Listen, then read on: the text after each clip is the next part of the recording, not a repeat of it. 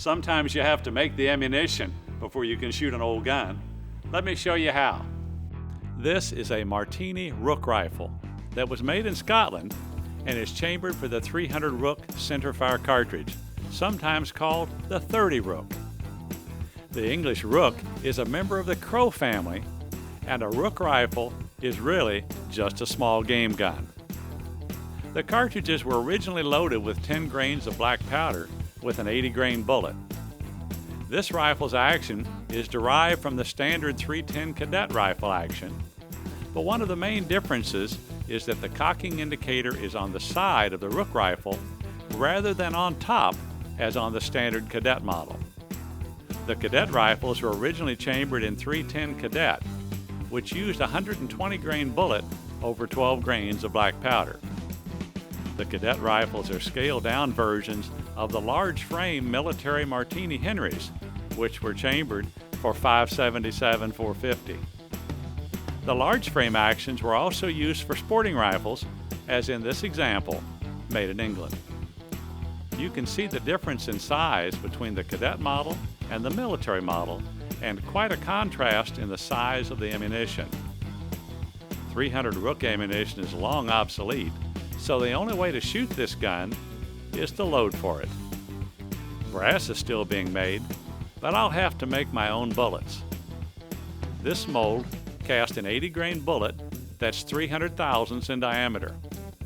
I'm using a 20:1 alloy, 20 parts of lead, 1 part of tin. The mold is slid in on the rails, and raising the handle on the casting furnace allows the molten lead to flow out and fill the mold. It takes only a few seconds for the lead to harden. Then a mallet is used to knock over the sprue plate, which separates the sprue from the base of the bullet. Bullets from a cold mold are typically wrinkled, so the first few go right back into the pot. The next step is to lubricate the bullets. The thin film of lubricant reduces friction as the bullet travels down the barrel and minimizes leading.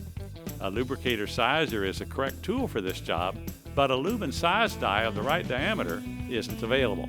So I modified a smaller diameter die by annealing, then reaming it out to 300 thousandths of an inch. I wipe off the bottom of each bullet to remove excess lube. Now I need to prep the cases. The first step is to bell the case mouths.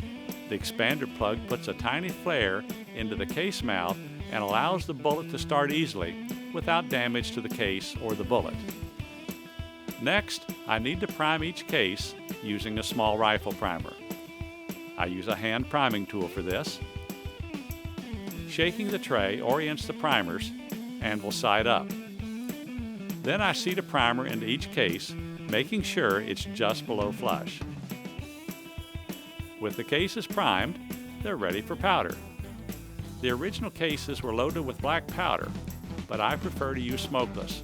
Since no published load data exist, I'm using a light charge of unique, as in my experience, this works well. Small charges are easily dipped, and I have an antique dipper that just happens to throw the desired amount of powder. It's extremely important to pay attention and to put only one charge in each case. Now that each case has powder, I use a seating die to push the bullet into the neck of the case. The bullet should be seated to this point, which is the crimp groove. I'm using an original round to adjust the die to seat the bullet to the correct depth. Since the bullet isn't deep enough in the case, I turn the seating stem in slightly. This is a single-shot rifle, so I'm leaving the cases uncrimped, as this is generally thought to give the best accuracy. But I will remove the slight bell at the case mouth.